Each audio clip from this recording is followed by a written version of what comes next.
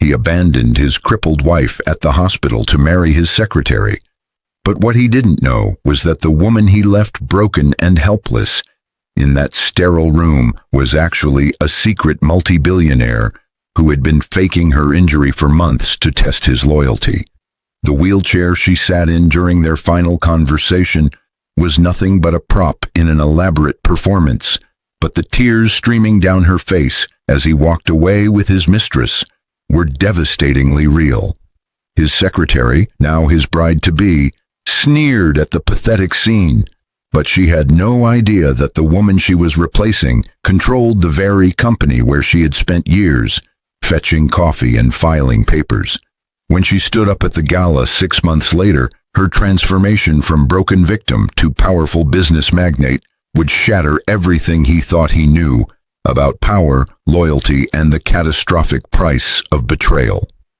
His world collapsed in that single moment, but the destruction had been carefully orchestrated from the day he first looked at his secretary with desire in his eyes.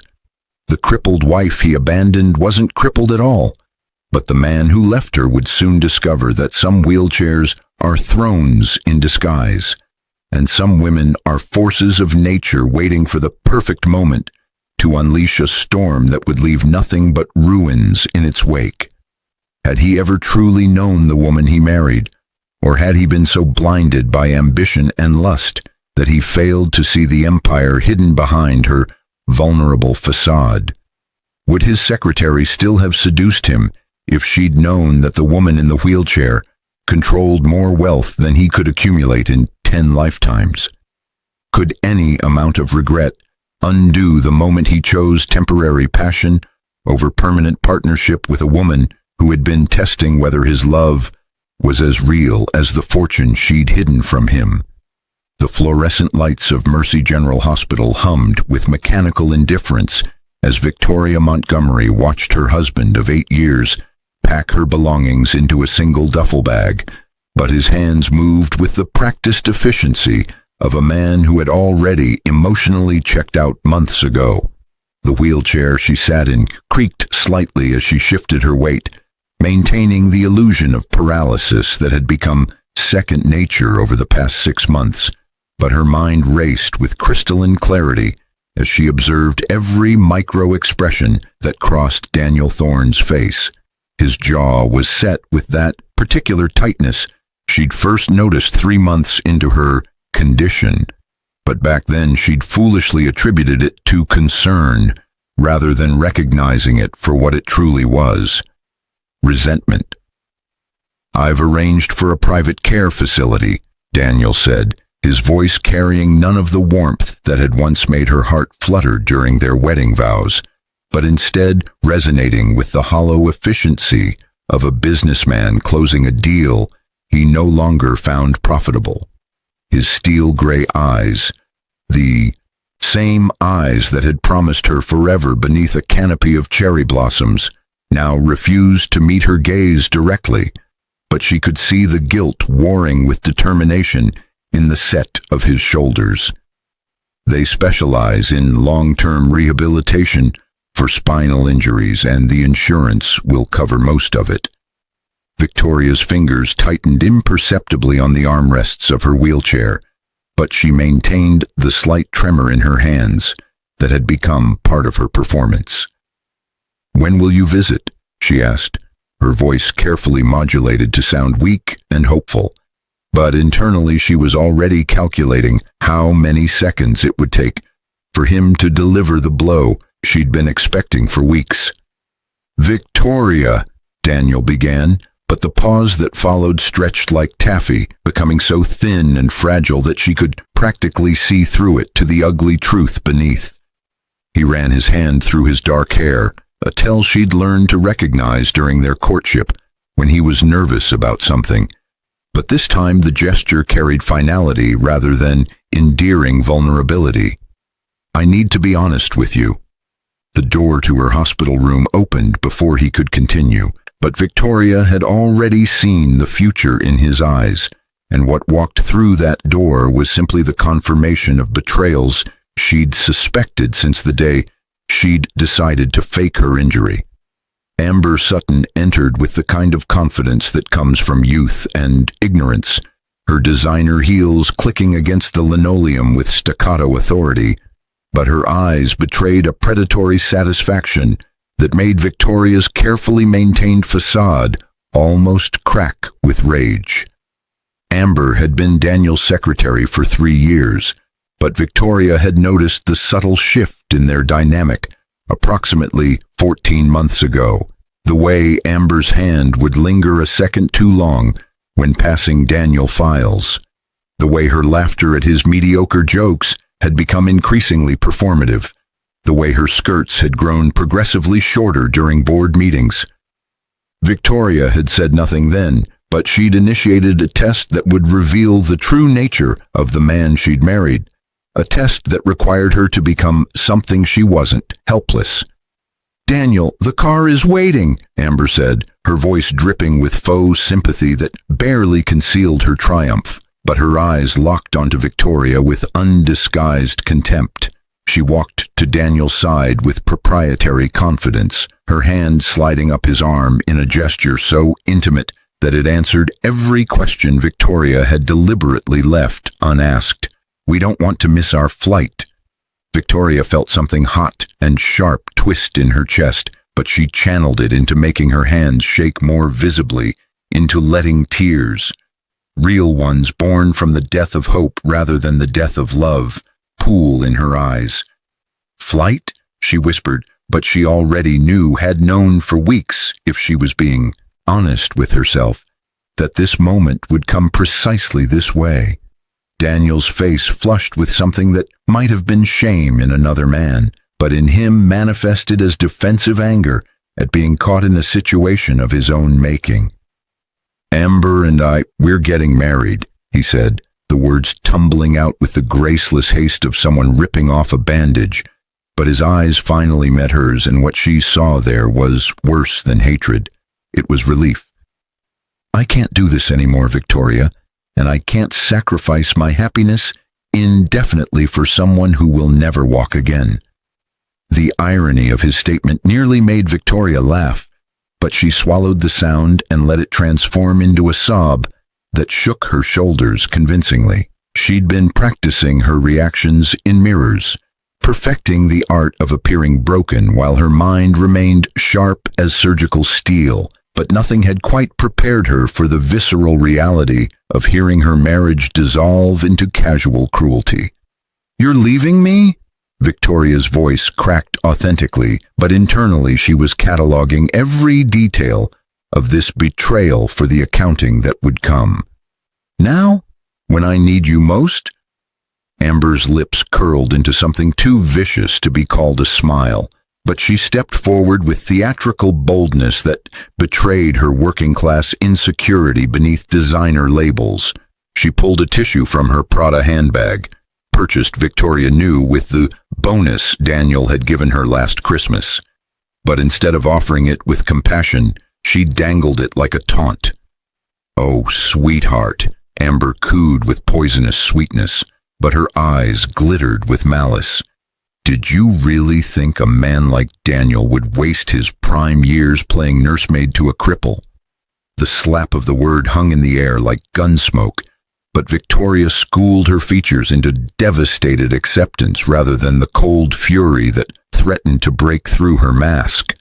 Amber moved closer, emboldened by Victoria's apparent helplessness, but she had no idea she was circling a sleeping tiger that had chosen to feign weakness for reasons beyond her comprehension.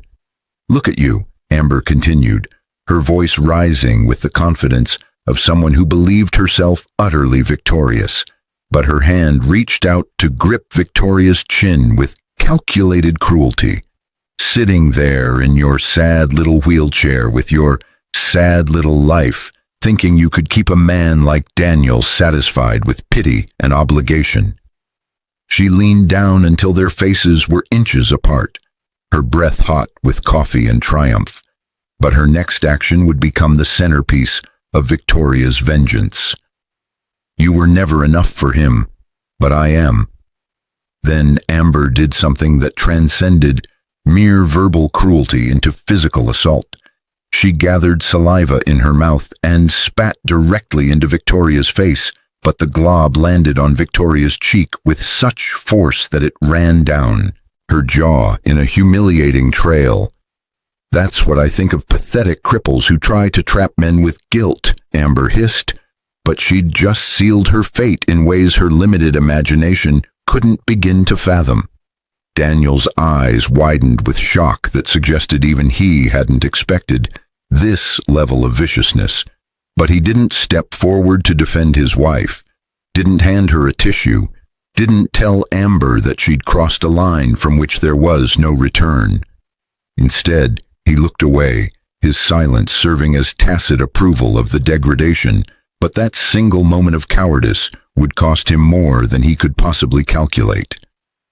Victoria sat there, spit running down her face, her hands trembling in her lap, tears streaming from her eyes, but behind her devastated expression, something cold and mathematical was taking shape.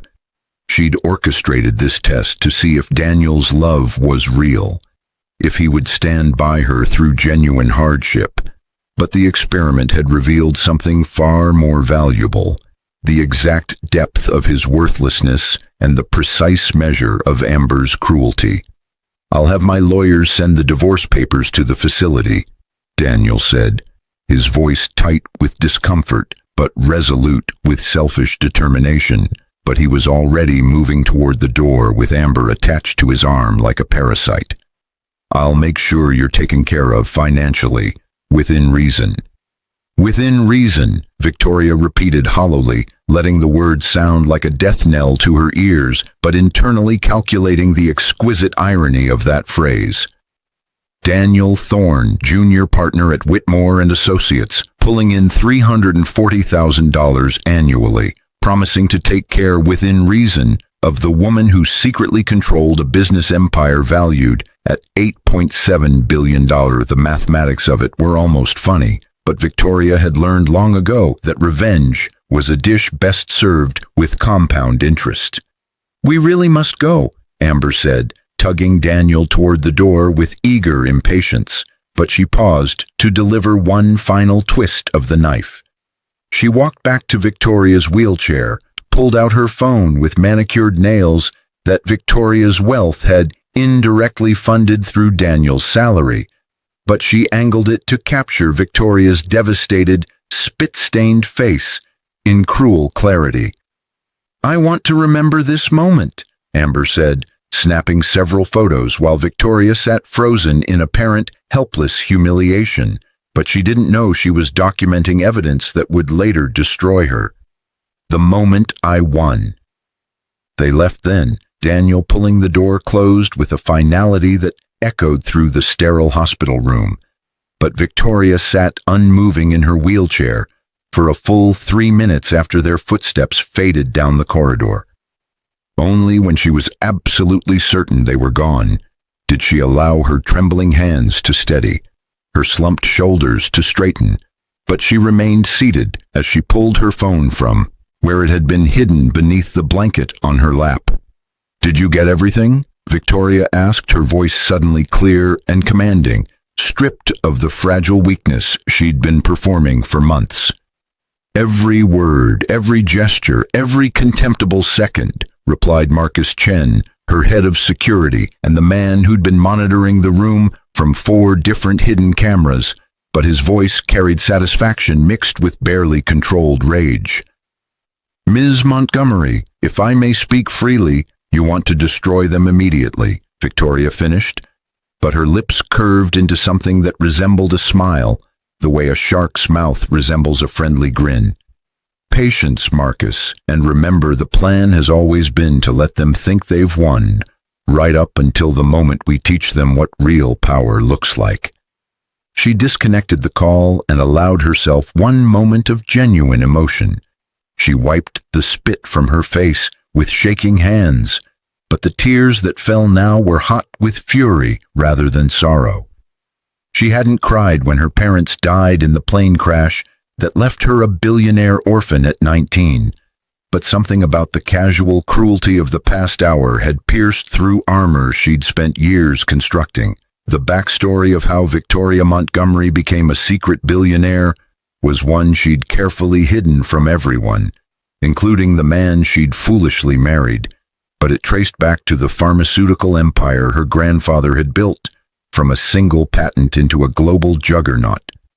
Montgomery Pharmaceuticals had been deliberately restructured into a web of holding companies and shell corporations after her parents' death, but the entire labyrinth ultimately flowed upward to Victoria's absolute control.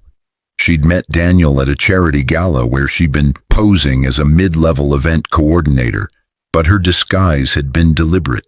She'd wanted to find a man who would love her for herself rather than her fortune. What a catastrophically naive hope that had been. But the test she'd designed had at least revealed the truth before she'd wasted decades on a man who viewed marriage as a transaction rather than a partnership. 6 months ago, she'd accidentally fallen down the stairs of their penthouse, but the fall had been carefully choreographed with the help of Marcus and her private physician. The spinal injury had been a complete fabrication, supported by doctored medical records and paid actors playing concerned specialists. But Daniel had never questioned the diagnosis because he'd been too busy texting Amber to actually investigate his wife's condition. Victoria had watched from her wheelchair as Daniel's concern morphed into resentment over the course of weeks, but she'd said nothing as he spent longer hours at the office, took more business trips that coincided with Amber's own absences, came home smelling of unfamiliar perfume. She'd documented everything while playing the role of the oblivious, dependent wife. But her private investigators had compiled a dossier that would make a prosecuting attorney weep with joy. Now, as she sat alone in the hospital room with spit still drying on her face, Victoria made a decision that would reverberate through the social and business circles of Manhattan for years to come. But she would need the perfect stage for the revelation she was planning. The annual Whitmore and Associates Gala was scheduled for 6 months from today, but she'd already ensured through careful manipulation that Daniel would receive an invitation that included a +1 for his new wife. Victoria stood up from the wheelchair with fluid grace, her legs steady and strong because they'd never been injured in the first place, but she allowed herself a moment to stretch muscles that had grown stiff from months of feigned paralysis. She walked to the window of her hospital room, looking out over the Manhattan skyline that represented a kingdom she secretly ruled, but she was already planning every move of the chess game that would end with Daniel and Amber's complete destruction. 6 months later, the Metropolitan Ballroom of the Carlyle Hotel glittered with old money and new ambition as Victoria Montgomery prepared to make her entrance at the annual Whitmore and Associates Gala. But her reflection in the full-length mirror showed a woman transformed from the broken victim Daniel had abandoned. Her gown was custom Valentino, midnight blue silk that caught the light like liquid sapphire. But more importantly, it announced wealth and power that couldn't be dismissed or ignored. Her auburn hair, which she'd kept simply styled during her marriage, now cascaded in waves that had been shaped by Manhattan's most expensive stylist, but her green eyes held the cold fire of a woman who'd spent 6 months planning a very specific kind of revenge. "The car is ready, Ms. Montgomery," Marcus said from the doorway of her penthouse suite, but his formal address was for the benefit of the staff rather than habit. Mr. Thorne and his new wife arrived approximately 20 minutes ago. Victoria's lips curved into a smile that held no warmth whatsoever, but she picked up the diamond clutch that cost more than Daniel's annual salary and moved toward the door with predatory grace. "Then I believe we're fashionably late enough to make an impression, but early enough to maximize their discomfort." The 6 months since Daniel had abandoned her at the hospital had been productive in ways he couldn't begin to imagine, but Victoria had used every day to position her pieces for this exact moment. Through a series of carefully orchestrated corporate maneuvers, she'd ensured that Montgomery Pharmaceuticals still hidden behind its corporate veil, had acquired a controlling interest in Whitmore and Associates, but the partners wouldn't learn about their new ownership structure until tomorrow morning.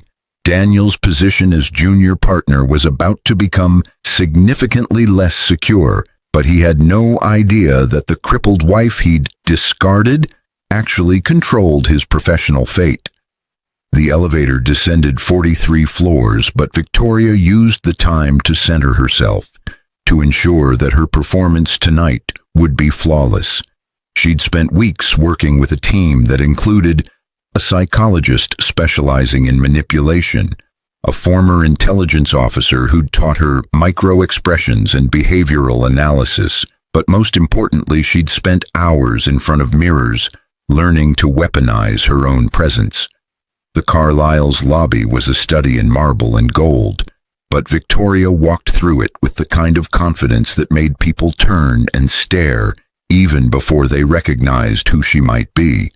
The gala was being held in the grand ballroom on the second floor, but she took her time ascending the curved staircase, allowing whispers to build in her wake like a rising tide of speculation. She paused at the entrance to the ballroom, but the doors were open, and she could see directly to where Daniel stood near the bar, his arm wrapped possessively around Amber's waist. He'd gained weight over the past 6 months, the softness of a man who'd achieved his goal and grown complacent. But Amber had undergone her own transformation into the kind of trophy wife that men like Daniel believed elevated their status. Her blonde hair had been extended and highlighted, her breasts surgically enhanced, her designer gown cut to maximize attention, but she wore wealth the way someone wears a costume they haven't quite figured out yet. Victoria watched them for a moment, but she was cataloging the guest list with the efficiency of a general surveying a battlefield. She spotted Jerome Whitmore, the senior partner whose firm now unknowingly belonged to her, holding court near the stage, but his wife Claire stood apart from him, her eyes sharp with the intelligence of a woman who'd built half her husband's success from behind the scenes. Victoria had already scheduled a breakfast meeting with Claire for next week, but tonight was about theater rather than business. She stepped into the ballroom, but she didn't rush toward Daniel. Instead, she moved through the crowd like royalty, making a progression, stopping to exchange pleasantries with people who had no idea they were addressing the billionaire who controlled significant portions of their professional lives. She'd spent the past 6 months carefully revealing her true identity to select individuals, but always under strict non-disclosure agreements that would bankrupt anyone who violated them. It took 7 minutes for Daniel to notice her, but Victoria timed it perfectly. She was laughing at something Jerome Whitmore had said when Daniel's eyes locked onto her across the room, and she watched his face drain of color with savage satisfaction. His hand tightened convulsively on his champagne glass, but his eyes were glued to the impossible sight of his supposedly paralyzed ex-wife, standing on steady legs and commanding the attention of the room's most powerful players. Amber noticed Daniel's reaction before she saw Victoria, but when she followed his gaze, her own face transformed into a mask of confused outrage that would have been comical under different circumstances. She grabbed Daniel's arm with talons disguised as manicured nails, but her mouth was moving in urgent whispers that Victoria was too far away to hear but could easily imagine. Victoria excused herself from Jerome and began walking directly toward Daniel and Amber, but she maintained a leisurely pace that forced them to watch her approach with mounting dread. Every step she took was a contradiction of the helpless woman Daniel had abandoned. But more than that, every eye in the ballroom was following her progress with curiosity that would soon transform into shock. "Daniel," Victoria said when she finally reached him, her voice carrying the polished confidence of someone who'd spent 6 months preparing for this exact confrontation. But she didn't extend her hand for a greeting. "I hope you've been well?" Daniel's mouth opened and closed like a suffocating fish, but no words emerged because his brain was too busy trying to reconcile the woman before him with the woman he'd left broken in a hospital wheelchair. His eyes traveled from her steady legs up to her face, searching for an explanation that would make sense of the impossible. But Victoria offered him nothing except a smile that promised consequences he couldn't yet fathom. "You—" Amber started, but her voice came out as a strangled whisper that betrayed her shock. She stepped forward aggressively, her instinct to attack overwhelming her confusion, but Victoria held up a single finger that stopped her as effectively as a physical barrier. "You were crippled, and you can walk." "Oh, I could always walk," Victoria said conversationally, but her words were loud enough to carry to the people nearest them, and she watched awareness ripple outward through the crowd like a stone dropped in still water. "I was never actually injured, Amber, but I needed to test whether my husband's love was real or merely convenience." She turned her attention fully to Daniel, but her green eyes held the kind of cold fury that burns rather than blazes. "He failed spectacularly." Daniel found his voice finally, but it came out defensive and hostile because those were the only emotions he could access through his shock. "You faked being paralyzed for 6 months. What kind of psychotic test?" Victoria finished for him, but she wasn't raising her voice because she didn't need to. The entire ballroom had gone silent, and every person present was leaning in to catch every word of this drama. The kind that reveals a man's true character when he thinks his wife is helpless, and the kind that documents how quickly he'll abandon his vows for his secretary who spits on disabled women. Amber's face went from pale to crimson in an instant, but Victoria had just revealed to everyone present that Amber Sutton, Daniel's new wife, was not only a homewrecker, but someone who assaulted the disabled. Several people in the crowd gasped audibly, but their eyes swung toward Amber with the kind of judgment that would follow her through every social and professional circle in Manhattan. "That's a lie!" Amber shrieked, but her voice pitched too high, betraying her panic even as she tried to deny the accusation. She turned to the crowd, her hands gesturing frantically, but she was hemorrhaging credibility with every desperate word. "She's making this up because she's bitter about the divorce." Victoria reached into her diamond clutch with deliberate slowness, but she withdrew a tablet that she'd had custom-made for this exact moment. She tapped the screen once, and the video began playing. Hospital room footage showing Amber spitting in Victoria's face, while Daniel stood by silently, but the audio was crystal clear and the HD quality left no room for interpretation. "I want to remember this moment," Amber's voice echoed from the tablet speakers, her recorded face twisted with cruelty that shocked the assembled guests. But Victoria let the video play for 30 more seconds before pausing it. "The moment I won." The silence that followed was so complete that Victoria could hear the champagne bubbles popping in glasses 20 feet away. But she wasn't done because this revelation was only the opening move in a chess game she'd spent 6 months planning. She handed the tablet to Jerome Whitmore, who'd pushed through the crowd with his wife Claire at his side. But his face had gone from jovial to thunderous as he watched the video replay. "There's more," Victoria said, her voice carrying to every corner of the ballroom because someone had killed the background music, but she was addressing Jerome specifically now. "Daniel and Amber began their affair approximately 14 months ago. But what's particularly interesting is how they used company resources to facilitate their relationship." She paused, letting the implication sink in. But several of the other partners were now pushing forward to hear what came next.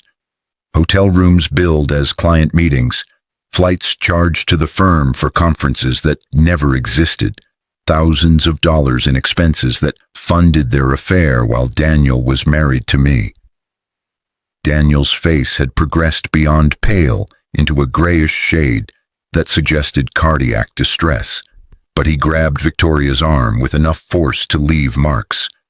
"You can't do this," he hissed, his voice shaking with fury and fear in equal measure, but his grip was the grip of a drowning man clutching at driftwood. "You're trying to ruin me, but I'll sue you for defamation, for fraud, for exposing the truth?" Victoria interrupted, but she looked pointedly at his hand on her arm until he released her, and then she rubbed the spot with exaggerated care. "You're welcome to try, Daniel, but I have 6 months of documentation that will stand up in any court." She turned back to Jerome and the assembled partners, but her next words would detonate like a nuclear weapon. "I should probably also mention that as of 9 a.m. this morning, I control 63% of Whitmore and Associates through Montgomery Holdings." The gasps this time were louder, but Jerome's face transformed from angry to calculating in an instant, because he was a businessman before he was anything else. "Montgomery Holdings," he repeated slowly, but his eyes were reassessing Victoria with new understanding. "As in Montgomery Pharmaceuticals, the Montgomery Empire?" "The very same," Victoria confirmed, but she was watching Daniel's face crumble as he finally understood the magnitude of what he'd thrown away. "I've spent the past 6 months quietly acquiring shares from partners who were looking to diversify, but I've left operational control entirely in your capable hands, Jerome." She smiled at him warmly, establishing an alliance in front of everyone present, but her next words had edges like broken glass.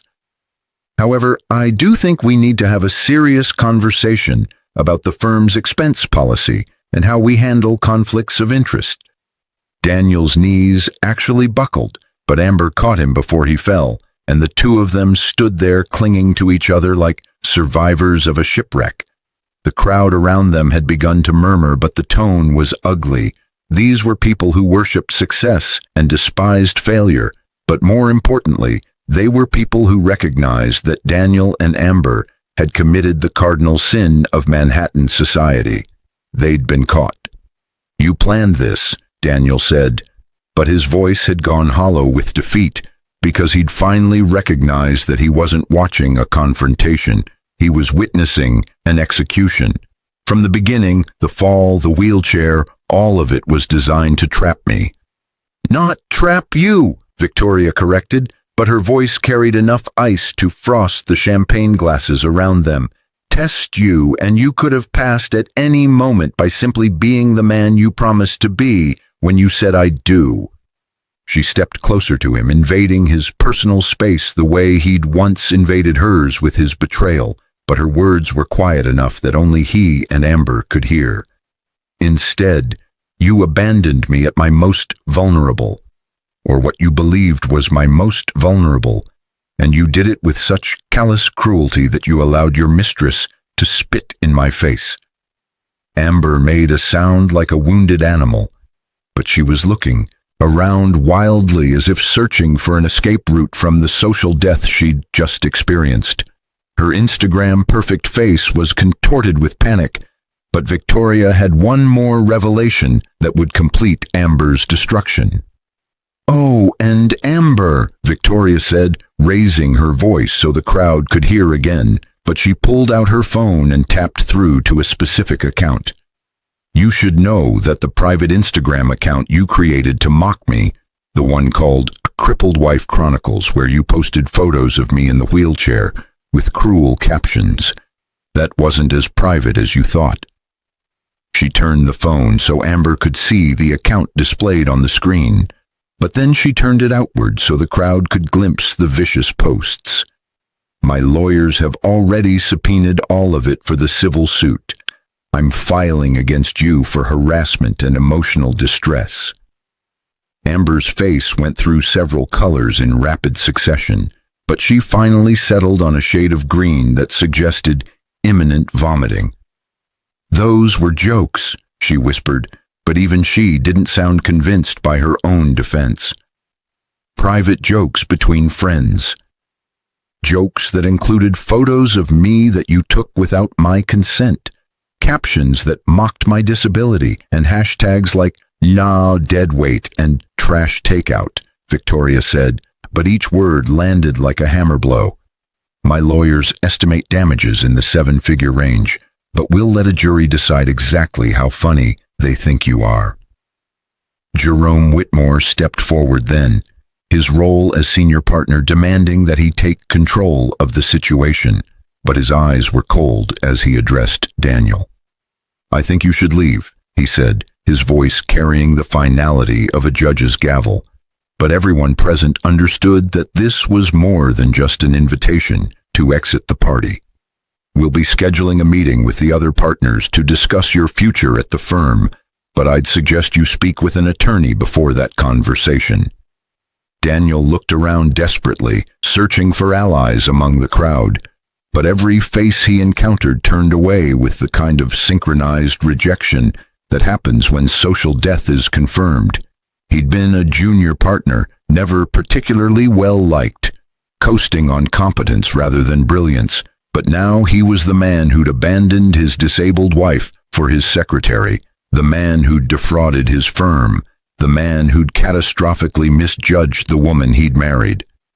"You vindictive bitch," Amber hissed at Victoria, making one final attempt at offense because defense had clearly failed, but her voice cracked midway through the insult.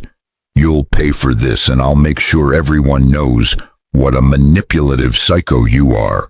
Victoria laughed then, but it was genuine amusement rather than performative cruelty, because Amber still didn't understand how thoroughly she'd been outmaneuvered. "Amber, darling," she said with mock sympathy that was more cutting than anger could ever be, "I have $8.7 billion, a team of lawyers who bill $1,100 an hour, and documented evidence of every cruel thing you've done." She paused, letting that sink in, but she wasn't finished. "You have a high school diploma, a secretary's salary that ended when you married Daniel, and a social media trail that makes you look like a cartoon villain, but please, do try to make me pay." Her smile widened into something predatory and final. "I look forward to adding you to my collection of cautionary tales." Security arrived then, summoned by Jerome, with a subtle gesture, but the two men in dark suits approached Daniel and Amber with professional courtesy that barely masked their mandate.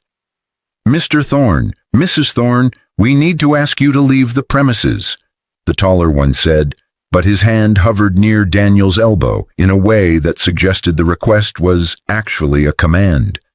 As they were escorted out, Daniel turned back once to look at Victoria, but his expression had cycled through every emotion possible and landed on something that looked like belated understanding. "I really didn't know," he said, the words carrying a weight that acknowledged he wasn't talking about her wealth, but about her strength, her intelligence, her fundamental nature that he'd never bothered to truly see. "No," Victoria agreed quietly, but her eyes held no forgiveness or reconciliation, only the cold satisfaction of a test administered and conclusively failed. "You didn't, and that's precisely why you deserved exactly what you got." The ballroom doors closed behind them with a muffled thud, but the sound echoed with finality through a space that had gone from social event to execution chamber and back again. The crowd remained frozen for approximately 5 seconds, but then the whispers began in earnest, a wave of speculation and judgment that would spread through Manhattan's social circles like wildfire. Victoria turned back to Jerome and Claire, but she was ready to move past the drama and into the business conversation that would define the future of Whitmore and Associates. "Now," she said pleasantly, as if she hadn't just destroyed 2 people's lives and careers in front of Manhattan's elite, "shall we discuss my vision for the firm's expansion into pharmaceutical legal services?"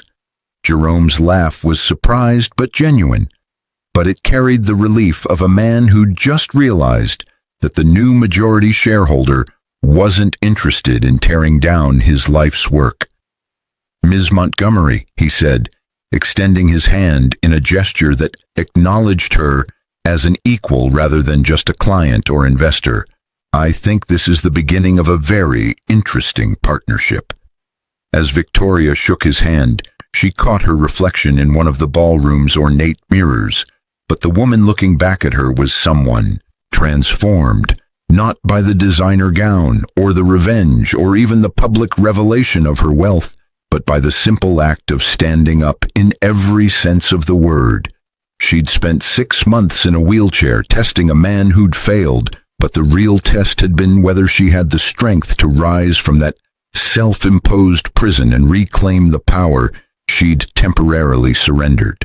The gala continued around her, but Victoria moved through it with renewed purpose, making connections and establishing relationships that would serve her business empire for years to come.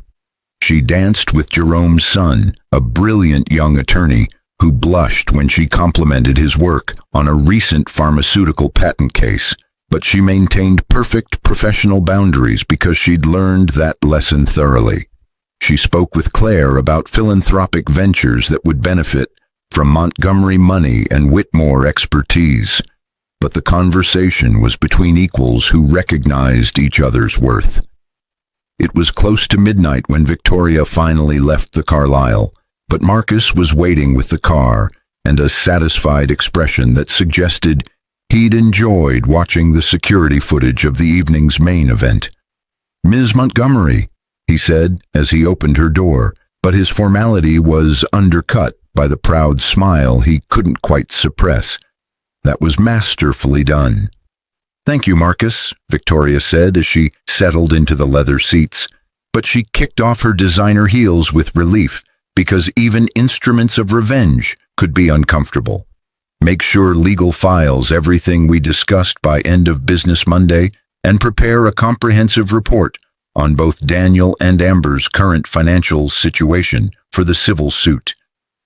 "Already in progress," Marcus confirmed, but he glanced at her in the rearview mirror with something like concern. "If I may ask, do you feel better after all of that?" Victoria considered the question seriously as the car glided through Manhattan's nighttime streets, but the answer was more complicated than simple satisfaction. "I don't feel better," she admitted finally, her voice quiet with genuine reflection. "But I feel complete, and I feel like I honored the part of myself that refused to be a victim even when that would have been easier." She paused, watching the city lights blur past, but she was thinking about the woman she'd been 6 months ago, the woman who'd believed love meant accepting less than she deserved. Daniel and Amber didn't destroy me, and more importantly, I proved to myself that I could be patient enough to let them destroy themselves. The car pulled up to her building, but Victoria sat for a moment longer, processing the evening and the 6 months that had led to it. Tomorrow would bring new challenges, the legal battles, the restructuring of Whitmore and Associates, the inevitable media attention when news of the gala incident spread. But tonight she'd reclaimed something fundamental about herself. She'd stood up at the gala and his world had collapsed. But the real victory wasn't in his destruction. It was in her liberation from ever caring about his world in the first place. 3 months after the gala, Victoria stood in her corner office at Montgomery Holdings headquarters, but she was reviewing a financial report that brought genuine satisfaction rather than revenge. Whitmore and Associates had expanded into pharmaceutical litigation with spectacular success, but more importantly, the firm had implemented new ethics policies that would prevent future Daniel Thorns from abusing their positions. Daniel himself had been forced to resign from the partnership, but the firm's investigation into his expense fraud had resulted in civil penalties that would haunt him for years.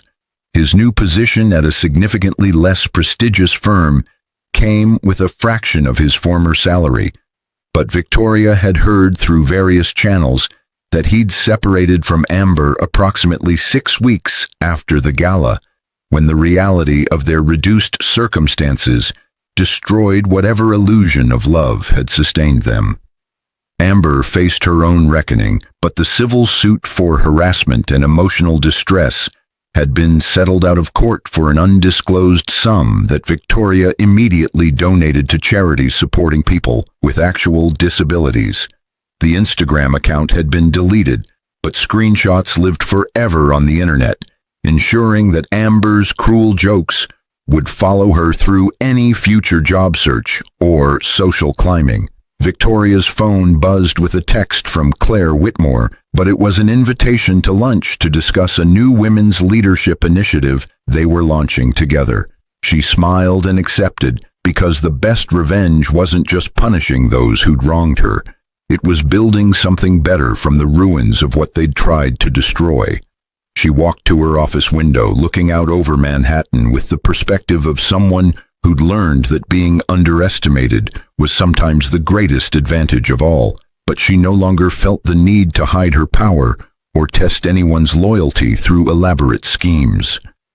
The wheelchair sat in the corner of her office, not as a prop, but as a reminder. Some prisons are of our own making, but the key to escape has always been in our pocket, and standing up is sometimes the bravest thing we can do. Victoria Montgomery had been abandoned, betrayed, and degraded, but she'd transformed those experiences into ammunition for a battle she'd won before her enemies even knew they were fighting. His world had collapsed when she stood up at the gala, but her world had expanded in ways that made his collapse seem like the minor footnote it truly was. She was a secret multi-billionaire who'd stopped faking weakness, and the view from standing up was better than anything she'd seen from a wheelchair, even one that had served its purpose perfectly.